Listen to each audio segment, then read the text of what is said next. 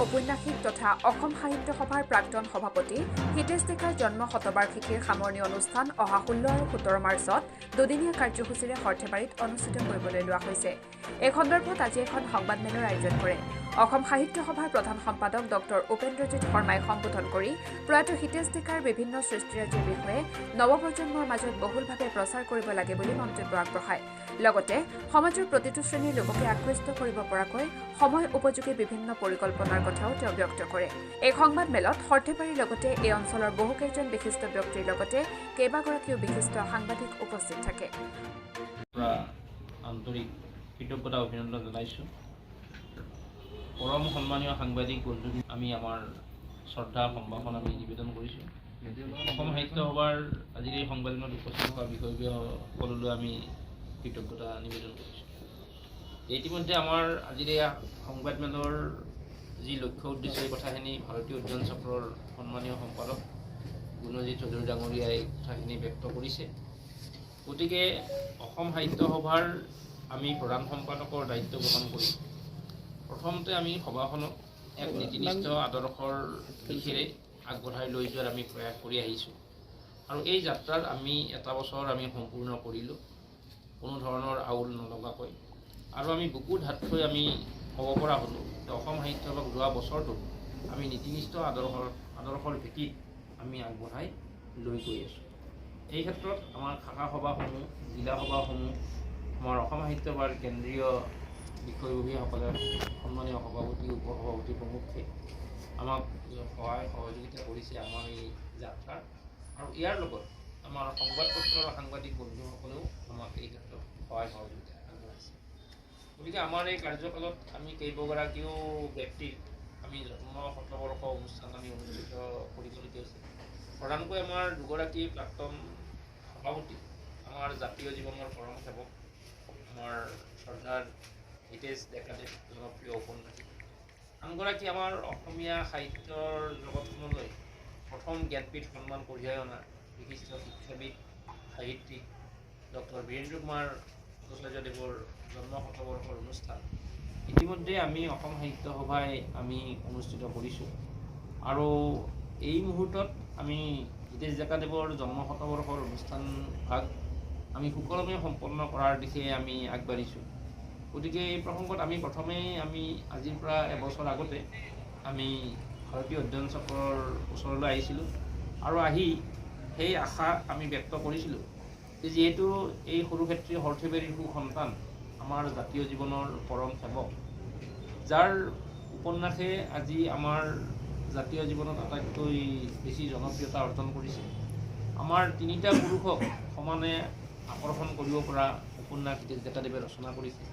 আৰু হিতেশ ডেকাদেৱৰ উপন্যাসত আমাৰ মাটিৰ গোন্ধ আছে, আমাৰ সঁচা জীৱনটো আমি দেখিবলৈ পাইছোঁ।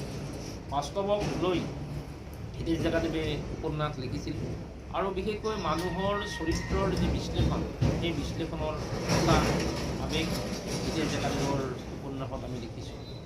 আৰু ইয়াৰ লগে লগে জাতীয় জীৱনটো কোনো ধৰণৰ হিন্দেৰী নঘটাকৈ প্ৰকৃত এগৰাকী জাতীয় জীৱনৰ সেৱক হিচাপে আমাৰ জাতিটোক আগবঢ়াই লৈ গৈছিল। আমাৰ ভাষা, সাহিত্য, সংস্কৃতিক এক সুন্দৰ পথেৰে আগবঢ়াই লৈ যোৱাৰ প্ৰয়াস কৰিছিল। আৰু যিহেতু তেখেত এই সৰ্থেবাৰী অধিৱেশনৰে সভাপতিৰ আসনত অলংকৃত হৈছিল, গতিকে এইগৰাকী জাতীয় জীৱনৰ সেৱক, জাতীয়তাবাদী পুৰুষ, অসমীয়া সাহিত্যৰ জনপ্ৰিয় ঔপন্যাসিক হিতেশ ডেকাদেৱৰ এই জন্ম শতবৰ্ষ অনুষ্ঠানটো আমি কেইবাটাও কাৰ্যক্ৰমত আমি ইতিমধ্যে অনুষ্ঠিত কৰিছোঁ। আমি পৰিয়ালৰ সহযোগত প্ৰথমতে আমি 2023 18 ফেব্ৰুৱাৰীত আমি গুৱাহাটীৰ 7 মাইলত আমি আৰম্ভণি অনুষ্ঠানটো আমি কৰিছিলোঁ। তাৰ পৰৱৰ্তী সময়ত আমি সৰুক্ষেত্ৰী সৰ্থেবাৰীৰ বাপুজী মহাবিদ্যালয়ৰ সহযোগত যোৱা 7 ফেব্ৰুৱাৰী তাৰিখে আৰু ভাৰতীয় অধ্যয়ন চক্ৰৰ ঐকান্তিক সহযোগত আমি এখন ৰাষ্ট্ৰীয় পৰ্যায়ৰ আলোচনা সত্ৰৰ জৰিয়তে এইগৰাকী মহান ঔপন্যাসিক হিতেশ ডেকাৰ জন্ম, তেওঁৰ কৰ্মৰাজি, তেওঁৰ জাতীয় জীৱনৰ সেৱা, তেওঁৰ সাহিত্যৰ বিশ্লেষণৰ ওপৰত এখন ৰাষ্ট্ৰীয় পৰ্যায়ৰ আলোচনা সত্ৰ আমি ইতিমধ্যে সম্পন্ন কৰিলোঁ।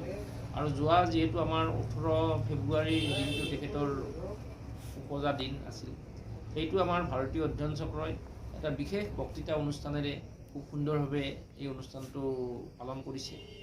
এইবাৰ আমি অহা 17 মাৰ্চ তাৰিখে আৰু 16 তাৰিখত কিছু কাৰ্যসূচী আমি ৰাখি 16-17 এই দুটা দিনত আমি ভাৰতীয় অধ্যয়ন চক্ৰৰ মানে উদ্যোগত অসম সাহিত্য সভা এই হিতেশ ডেকাৰ জন্ম শতবৰ্ষৰ যিটো সামৰণি অনুষ্ঠান মূল অনুষ্ঠান সেইটো আমি আয়োজন কৰিবলৈ আগবাঢ়িছোঁ। গতিকে 16 তাৰিখে আমি আমাৰ নতুন প্ৰজন্মৰ আমাৰ যুৱক যুৱতীসকলক আমাৰ শিশুসকলক উজ্জীৱিত কৰাৰ অৰ্থে আমি বক্তৃতা প্ৰতিযোগিতা আৰু কুইজ মানে প্ৰশ্নোত্তৰ প্ৰতিযোগিতা হিতেশ ডেকাৰ সাহিত্য সম্ভাৰৰ ওপৰত এটি আয়োজন কৰিছোঁ। যাতে আমাৰ নতুন প্ৰজন্মই তেখেতৰ সাহিত্য অধ্যয়ন কৰি আমাৰ জাতীয় জীৱনটো আমাৰ সঁচা সমাজখনক উপলব্ধি কৰিব পাৰে।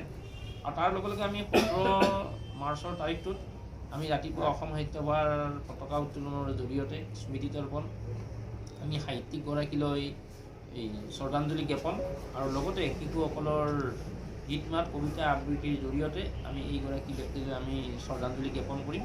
আৰু দিনৰ 11:30 বজাৰ পৰা আমি এখন আলোচনা সভাৰ আয়োজন কৰিছোঁ আৰু সেই আলোচনা সভাখনত আমি আমাৰ সাহিত্য জীৱনৰ কিছু বিজ্ঞান মণ্ডলীৰ জৰিয়তে এই কাৰ্যসূচী আমি ৰূপায়ণৰ প্ৰয়াস কৰিছোঁ। এইখন সভাত অসম সাহিত্য সভাৰ সন্মানীয় সভাপতি ডক্টৰ সূৰ্যকান্ত হাজৰিকাদেৱে সভাপতিত্ব কৰিব আৰু ইয়াতে মুখ্য অতিথি হিচাপে আমি আমন্ত্ৰণ জনাইছোঁ অসম সাহিত্য সভাৰ প্ৰাক্তন সভাপতি আমাৰ সাহিত্য জীৱনৰ এগৰাকী সফল ঔপন্যাসিক সাহিত্য একাডেমী বঁটা প্ৰাপক বৰ্তমান আমাৰ শ্ৰীমন্ত শংকৰদেৱ স্বাস্থ্য বিশ্ববিদ্যালয় তাৰ সন্মানীয় উপাচাৰ্য ডক্টৰ ধ্ৰুৱজ্যোতি বৰাদেৱ এই অনুষ্ঠানত মুখ্য অতিথি হিচাপে উপস্থিত থাকিব বুলি ইতিমধ্যে আমাক কথা দিছে। আৰু ইয়াৰ লগে লগে আমাৰ বিশিষ্ট অতিথি হিচাপে বিজনী মহাবিদ্যালয়ৰ সন্মানীয় অৱসৰী উপাধ্যক্ষ এগৰাকী গৱেষক সাহিত্যিক ডক্টৰ প্ৰমথেশ বায়ন তেখেতে এই অনুষ্ঠানত উপস্থিত থাকিব। আন এগৰাকী কবি সাহিত্যিক ডক্টৰ গীতা চৰকাৰক আমি আমন্ত্ৰণ জনাইছোঁ এই অনুষ্ঠানলৈ। আৰু ইয়াৰ লগে লগে এই অঞ্চলৰ কেইবাগৰাকীও ব্যক্তিক আমি অঞ্চলৰ অনুষ্ঠানলৈ আমি আমন্ত্ৰণ জনাইছোঁ। আমি বাপুজী মহাবিদ্যালয়ৰ সন্মানীয় অধ্যক্ষ আমাৰ চন্দ্ৰ প্ৰকাশৰ সন্মানীয় আমাৰ প্ৰকাশক ডাক্তৰ ৰবীন শৰ্মাদেৱক আমি আমন্ত্ৰণ জনাইছোঁ।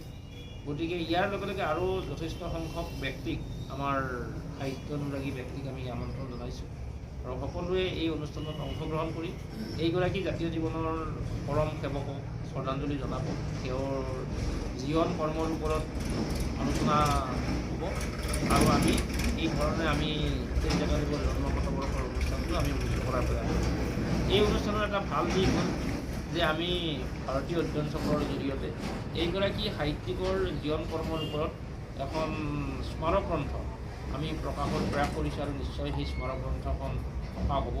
আৰু সেইদিনাখনে আমি ভাৰতীয় অধ্যয়ন চক্ৰৰ জৰিয়তে আমি জানিছোঁ যে তেখেতসকলৰ যিখন মুখপত্ৰ সেই মুখপত্ৰখনো সেইদিনাখনৰ সভাতে উন্মোচনৰ দিহা কৰা হৈছে। আল্লি গংগা নহয় আলপাই গংগা নামৰ যিখন তেওঁলোকৰ মানে বছৰেকীয়া মুখপত্ৰ সেই মুখপত্ৰখনো ইয়াতে উন্মোচনৰ দিহা কৰা হৈছে। গতিকে মুঠৰ ওপৰত আমি এইগৰাকী ব্যক্তিক সঁচা অৰ্থত আমি এই যি জাতীয় জীৱনৰ যি সেৱাৰ মনোভাৱেৰে তেওঁ ৰাতি সেৱা কৰিছিল তেখেতক শ্ৰদ্ধাঞ্জলি জনাই আমি অসম সাহিত্য সভাই সৰ্থেবাৰীস্থিত ভাৰতীয় অধ্যয়ন চক্ৰৰ জৰিয়তে আমি এই কাৰ্যসূচী ৰূপায়ণৰ আমি প্ৰয়াস কৰিছোঁ। সৰ্থেবাৰীৰ পৰা নৱজিৎ নাথ ৰিপৰ্ট, অমৃত নিউজ।